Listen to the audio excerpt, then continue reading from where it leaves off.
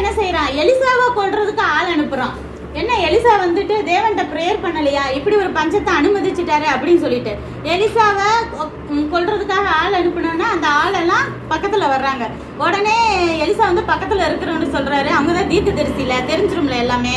அவன் பாரு ராஜா பாரு என்னைய கொல்றதுக்கே ஆள் அனுப்பியிருக்கான், நான் ராஜாவை கொல்லக்கூடாதுன்னு எத்தனை தடவை அவனுக்கு போய் நான் தீர்க்க தரிசனமா பார்த்து நீ அந்த நாட்டுக்கு போகாத, அந்த இடத்துக்கு போகாத, இந்த இடத்துக்கு போகாத, உன்னை கொல்றதுக்கு ட்ரை பண்றாங்கன்னு சொல்லி அவன் உயிரை காப்பாத்தினேன்.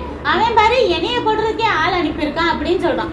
அப்ப அந்த ஆட்கள்லாம் பக்கத்துல வந்தோடனே எலிசா வந்து சொல்றான், இன்னைக்கு ஒரு நாள் தான் இந்த பஞ்சம் இருக்கும், நாளைக்கு இந்நேரத்துல ஒரு மரக்கால் கோதுமை மாவு எப்படின்னா ஒரு சேக்கல், அவங்க காசுக்கு சொல்லியிருக்காங்க சரியா.